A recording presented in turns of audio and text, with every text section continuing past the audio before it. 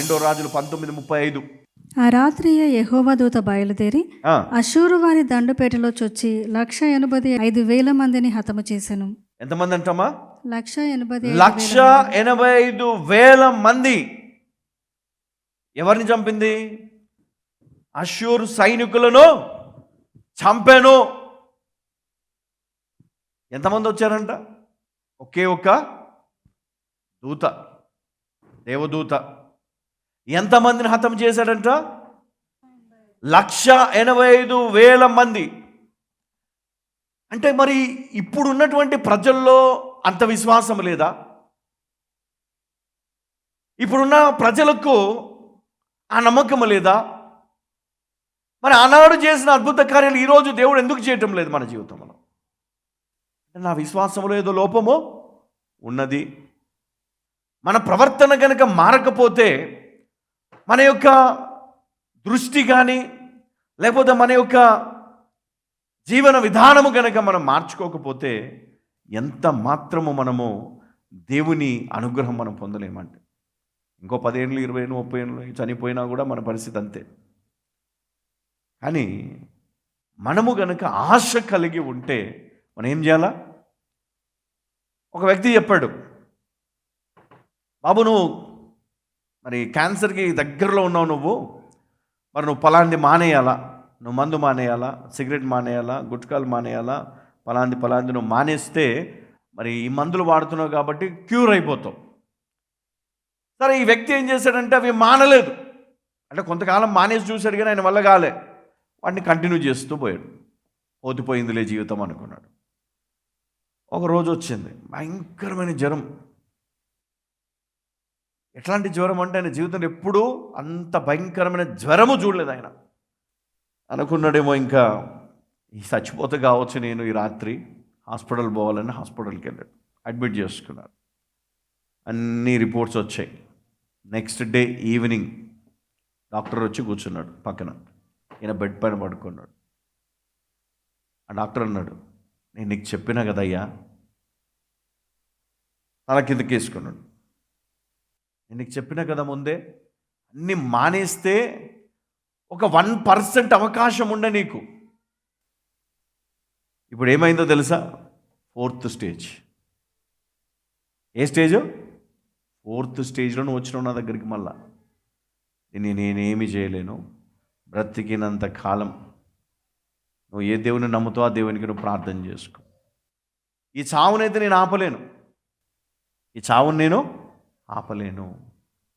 అందుకే దేవుడు మనం హెచ్చరిస్తాడంట, నీ ప్రవర్తన మార్చుకో, నీ పద్ధతి మార్చుకో కదా. నీ ప్రవర్తన మార్చుకో, నీ పద్ధతి మార్చుకో, పాపానికి చోటివ్వకు.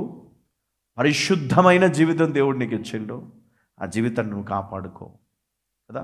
నీ ద్వారా ఒక చీమకు కూడా హాని జరగద్దు కదా. ఆ చీమ కూడా అనుకోవద్దంట, అరే వీడు నన్ను బాధ పెట్టిండు అనుకోవద్దంట. ఎందుకో తెలుసా? వీరి ఏడుపులు ఎవరు వింటారు కదా. ఐగుప్తులో ఉన్నటువంటి వారి ఏడుపులు, వారి మూలుగులు దేవుడు విన్నాడు కదా. దేవుడు ప్రతిదీ వింటాడు. ఇదిగో ఫలాని వ్యక్తి ఈమెను హింసిస్తూ ఉన్నాడు, అందుకే ఈమె బాధపడుతూ ఉంది. ఫలాని వ్యక్తి ఇంకొక వ్యక్తిని మరి మానసికంగా హింసిస్తూ ఉన్నారు. మరి అది కూడా ఒక రకమైనటువంటి పాపమే. మనం మాట్లాడడం మానేసినా కూడా అది పాపమే. మనం మాట్లాడడం మానేసినాం అనుకోండి, అవతల వాళ్ళు బాధపడుతూ ఉంటారు. ఎందుకు మాట్లాడట్లేదు నాతోటి?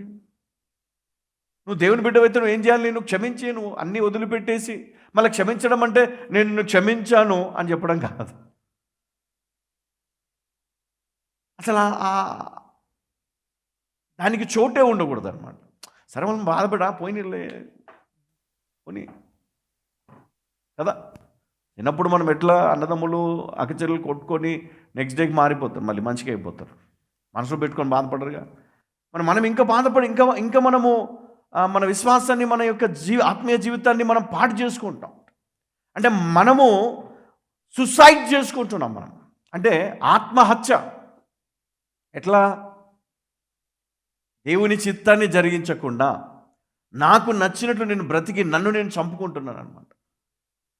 నన్ను నేను పాడు చేసుకుంటున్నాను, నన్ను నేను దేవునికి దూరం చేసుకుంటున్నాను, నన్ను నేను పరిశుద్ధమైన జీవితానికి దూరం చేసుకుంటున్నాను కదా. కయ్యూను ఏబేలు మరి ఇద్దరు కూడా అన్నదమ్ములు, రక్త సంబంధులు వాళ్ళు.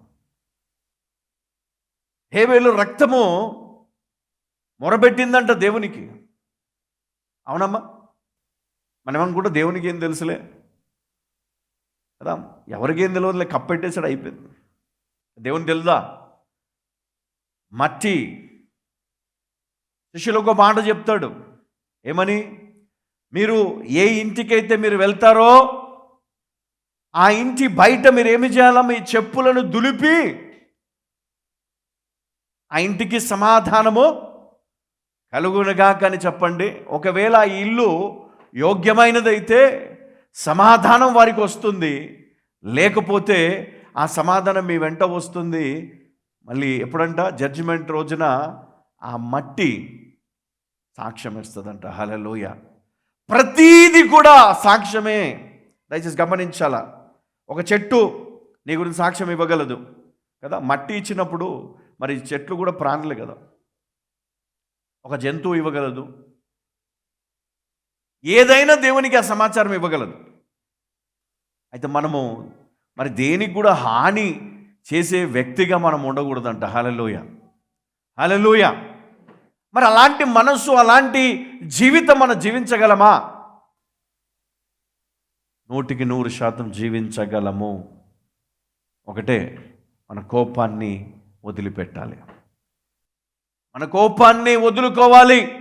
వాడు నీకు హాని చేసినా, వాడు నీకు అన్యాయము చేసినా, ఒకరు నీ జీవితంలో మరి నిన్ను హేళన చేసినా, ఏమి చేసినా నువ్వు ఏం చేయాలి? వదిలేయాలి, క్షమించగలగాలి. ఆ మనసు నీకుందా?